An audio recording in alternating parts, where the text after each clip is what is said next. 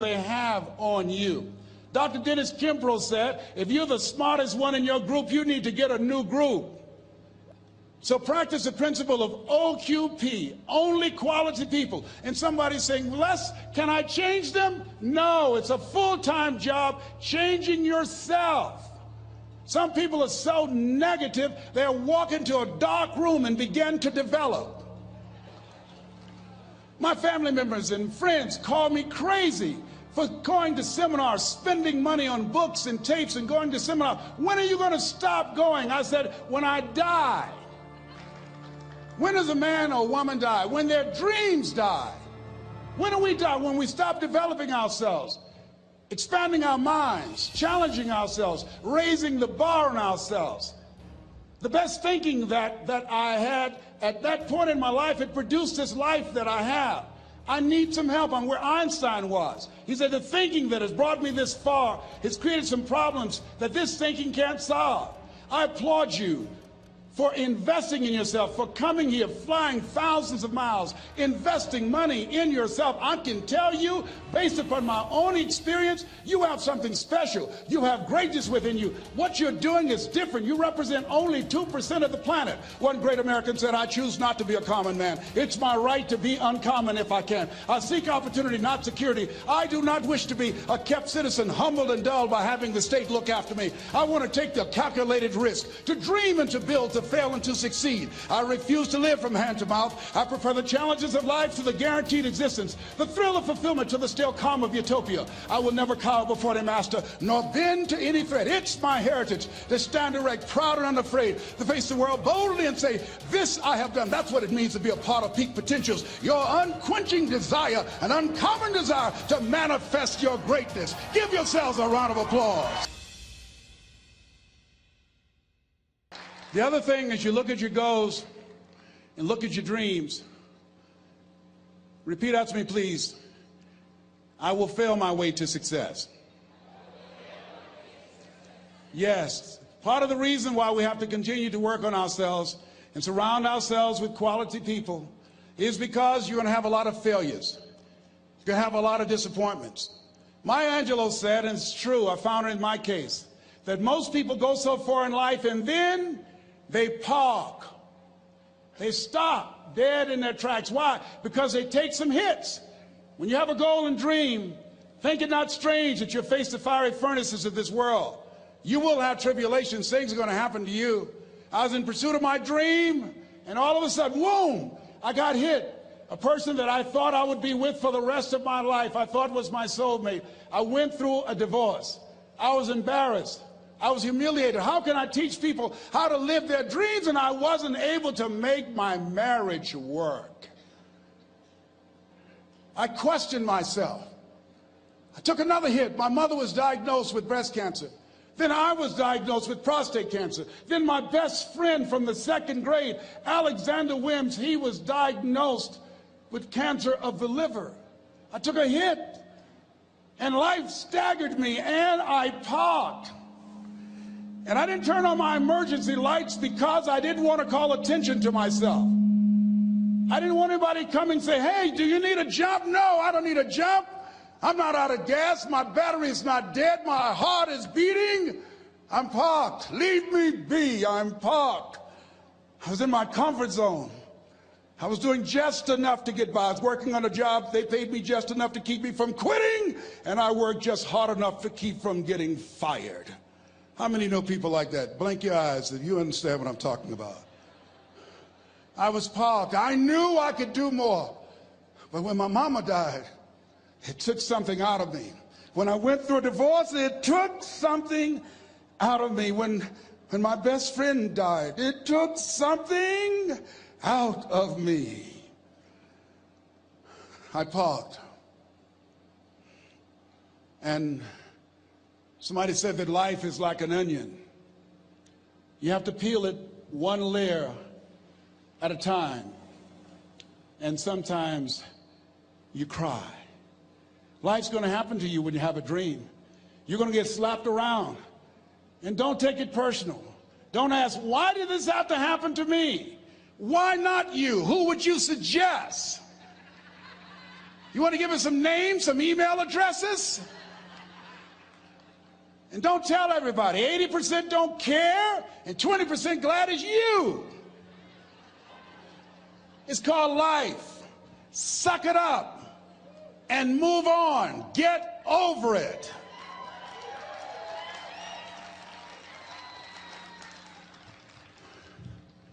It happens to everybody.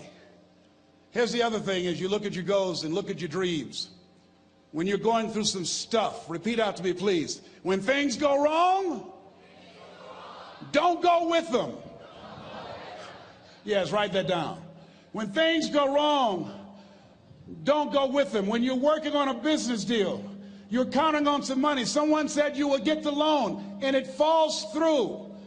You have an event, and the people that you thought would be there and support you, they don't come through. Or someone turns against you, or you get ripped off. It's going to happen to you. Happened to me. Someone stole all my products, my database, over 180,000 names and addresses. It's not personal. It's going to happen to everybody. It does. 8 out of 10 millionaires have been financially bankrupt. Walt Disney had 7. He filed bankruptcy 7 times and had 2 nervous breakdowns. It's called life. But I got a saying: when life knocks you down, try and land on your back, because if you can look up, you can get up. You've got the power in you to do that. You've got something special. You've got comeback power. Here's the other thing. Let us say together: it's possible. It's necessary. It's me. Yes, write that down. It's me. Take ownership for your life. Nobody can live your dream for you but you. Nobody's going to take care of your business like you. Stop coming up with excuses. Don't give yourself permission to continue to live a small life. You can't fit a big dream into a small life. Give yourself permission to go for it, to test yourself, to challenge yourself, to live full. I like the saying: always strive to get on top in life, because it's the bottom that's overcrowded. The reason you're here is because there's something in you that says, I can do more. This just can't be it. There's something in you. There's a calling on your life. There's something in your heart that caused you to get dressed and spend the money to go to seminar after seminar and listen to message after message and speaker after speaker. Because there's something in you that tells you this is not it for you. You have not peaked here. There's more in you that you are expressing. Eye has not seen, ear has not heard, nor has entered the heart of mankind what's in store for you if you challenge yourself, if you persist and persevere, if you take ownership for your life. George Bernard Shaw said the people that make it in this life, they look around for the circumstances that they want, and if they can't find them, they create them. Create what you want. You have the power in you to do more than you can ever begin to imagine, to control your destiny, to make a difference in our children, to make a difference on the planet, to make an impact. Let us say together, it's me. And let us say together, it's hard. Say it like you know it. Say, it's hard. Ladies and gentlemen, it's hard. There are people who have seen their retirements taken away from them by the corporations that they work for. They were within 2 or 3 years of retiring, and they had it taken from them. The #1 entrepreneurs in this country now are senior citizens. The #1 employer, #2, McDonald's and Walmart. And there's nothing wrong with those jobs. I guarantee you those people did not have a plan to end up living their lives at the end of life with those types of jobs. And they didn't have a plan like you have, and while you're investing in yourself, not to. And it's hard. There are people making choices between purchasing prescription drugs or paying for gas or a mortgage note. It's hard when you're working on a job for 20 years, 30 years, give them some good years, and then they come in and tell you, we've downsized. In other words, you're fired. And then you have to start all over again. How many of you know it's hard? Raise your hands, please. It's hard. And it's not fair. One of the things I like about T. Harvest, he talks about work and investing in yourself. It's not fair when people are going up against that kind of stuff to tell them just think positive and be enthusiastic and everything will work out all right. Ain't that kind of party. It's hard. Life will put some knots on your head. I bought my first home for my mother. I was rushing, didn't know what I was doing, and I bought a home that had a lien against it. And they called me, Mr. Brown, yes, there's a lien against your property. We need $55,000 if you're going to stay there. Wait a minute, sir. I just bought this home. The guy told me there were no liens against it. I'm not the one that owe you the money. You should have checked that out, Mr. Brown. Come on. I called my attorney. We followed up. Yes, Les, there's a lien against the property. But he told me there were no liens. He lied, obviously. Oh, my God. He told me he wanted to help me because he admired the fact that I was buying this home for my mother and that he was adopted, and he identified with me. Les, he suckered you. He played you, man. So what? Well, would they take payment arrangements? What about $5,000 a month? They want all the money, Les. They want all the money, or you're going to have to get out. The house is going up for sheriff's sale. Do you have it? No, I don't have it. Can they give me some time? Tell them to give me 3 months, please. Give me 3 months. My mother's in her 70s, man. She has a bad heart. Don't do this to me. This is my dream.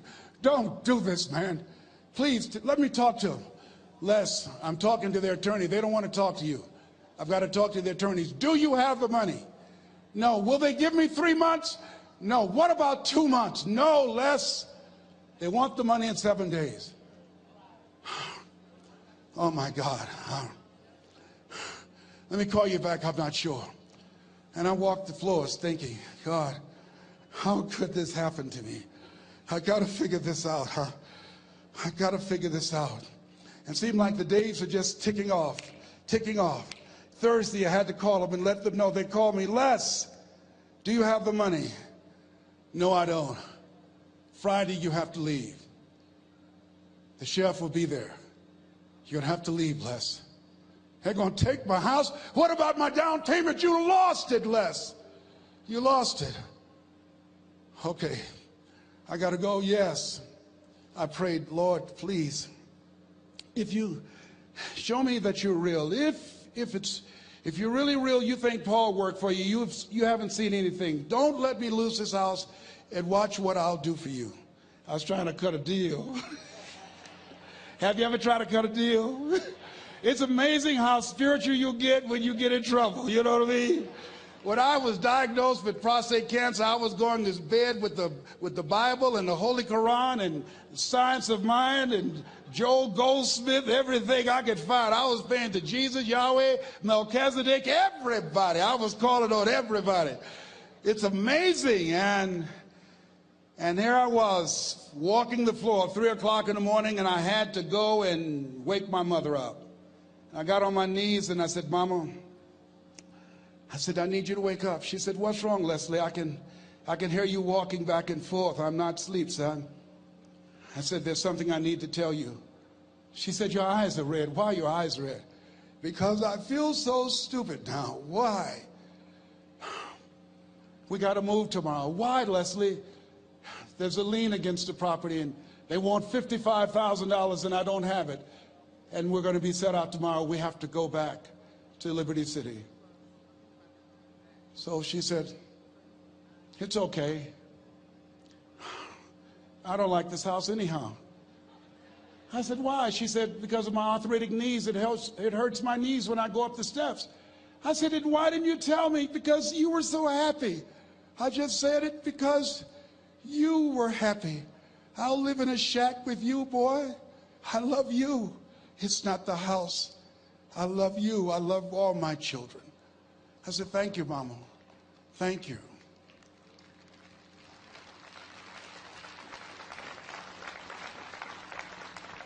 And the next day when we were in the truck going back to Liberty City, and we pulled down 68th Terrace, the neighbors came out and said, whoa, Mamie, Mamie, y'all coming back?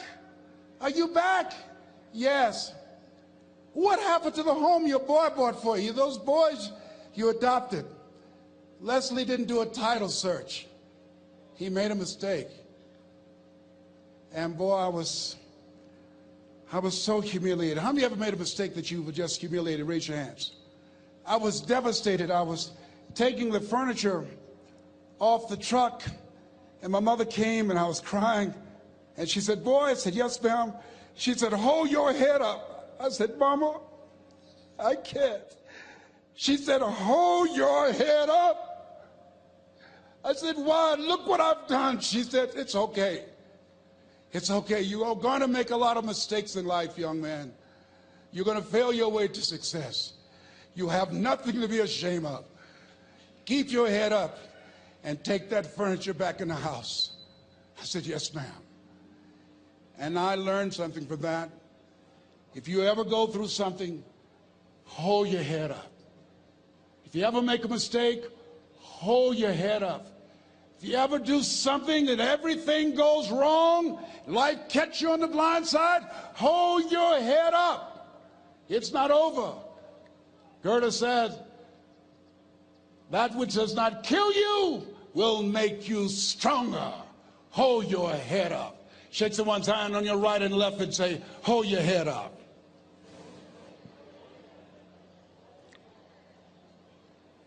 Here's something else, ladies and gentlemen. Repeat after me, please. You got to be hungry. Everybody together, you got to be hungry. I'll never forget Mr. Washington said, Mr. Brown, yes, sir. What do you want to do with your life, young man? I said, sir, I want to be a disc jockey. He said, Mr. Brown? I said, yes, sir. He said, you got to be hungry. I said, what do you mean by that? He said, people that are hungry are willing to do the things today others won't do in order to have the things tomorrow others won't have. People that are hungry are willing to invest in themselves. People that are hungry will go to seminars and workshops. People that are hungry are always searching, always seeking higher ground. So how do you want to make it? I said, I want to be a disc jockey. He says, good. Here's what to do. He said, I want you to read 10 to 15 pages of something positive every day. He said, you don't get in life what you want, you get in life what you are. You must program yourself to success. He said, I want you to listen to Earl Nightingale and Zig Ziglar. Listen, faith comes by hearing and hearing and hearing. He said, I want you to change your relationships. And I don't want you to ever lose your hunger. I said, what do you mean by that? He said, people that are hungry are unstoppable. People that are hungry are no matter what people. They make it happen no matter what. He said, I want you to listen to Paul Harvey. Who is he? He's the world's greatest communicator. Success leaves clues, young man. Always listen and follow people who are doing what it is you want to do at the level you want to do it, and learn from them. I told T. Hobb when we were standing by the stage, I said, hey, man, I want to work more with you. I want you to coach me. I want to learn from you. See, I found you're never too old to learn, and you're never too young to teach. Always have a thirst for learning. So I listened to Paul Harvey every day on the radio. While in school, I would go out and listen in his car. He gave me his keys. I was working to develop myself. And I continued to listen to motivational messages, and he would take me to see the late Dr. Norman Vincent Peale, who wrote the book, The Power of Positive Thinking. I toured with him before he passed. You have something special. You have greatness within you. Don't allow your circumstances to determine who you are. Don't allow your negative thoughts to hold you back. You have something special. You can do more than you can ever begin to imagine. Dr. Peale was an incredible man. I admired him. When he spoke, he gave me goosebumps. I can feel him in my heart. And I never forget, we were coming back to the school, and Mr. Washington said, Mr. Brown, yes, sir. When Dr. Peale spoke, you didn't move. When he spoke, you were hanging on every word. When he spoke, we didn't have to tell you to sit down and be quiet. Why? I said, sir, I could feel him when he talked. I felt like he was talking to me, sir. He said, he was. I said, but he doesn't know me, but he was speaking to you. Did you feel him in your heart? I said, yes, sir. He said, most people feel him in their head. If you felt him in your heart, He said, listen to him, son. Follow him, learn from him. And I would go to seminars and workshops. Anywhere I would find where Dr. Peel was, I would be in the audience. I would drive 200 and 300 miles just to hear him speak. And my dream and vision was to share the stage with him. I thought about it. What is your goal? What is your vision? I want you to hold it in mind. There's some power in that. Because when I became involved in speaking, I never forget, I got a call from Og Mandino, who wrote the book, The Greatest Salesman in the World. He said, Les, I'm stuck in Philadelphia. I need to be in Kankakee. Dr. Norman Vincent Peale is appearing. I can't make it. I heard you're in Chicago. I said, yes, I am. Can you go and open for me? I said, yes, man. Oh, my God. Dr. Peale, I said, yes, I'd love to do it. And I went there and I came. I said, hi, I'm Les Brown. He said, you're not the band of renown? I said, no, I'm Mrs. Mamie Brown's baby boy. I'm here to speak. He said, come backstage. And his wife, Martha, was there. And she said, Papa, Les Brown is here, the speaker. And he said, Les Brown? Les Brown, shoot for the moon? Because even if you miss, you'll land among the stars? I said, sir, that's my quote. I wrote you when I was in the 11th grade. I was a part of a special education class project. That's my quote. He said, I know. I end all my speeches with that quote.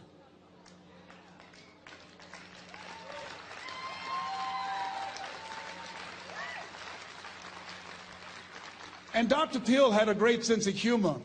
A young man was backstage, and I had so many questions to ask him, and my mind froze up, and the young guy said, Dr. Peale, how old are you? And he was up in age. He said, Sonny, I'm 92. The young man looked at him and said, I don't know if I want to live to get 92. He said, that's because you've never been 91. So I did the things that Mr. Washington suggested. I listened to motivational tapes on a regular basis. I would go to seminars and workshops whenever Zig Ziglar and Dr. Dennis Waitley and Jim Rohn would come to town. And I said, sir, what do you want me to do now? He said, Mr. Brown, I've given you everything that I can give you. He said, develop your mind, put your money where your mouth is, continue to learn how to be an effective communicator, because once you open your mouth, you tell the world who you are. And always surround yourself with OQP, only quality people.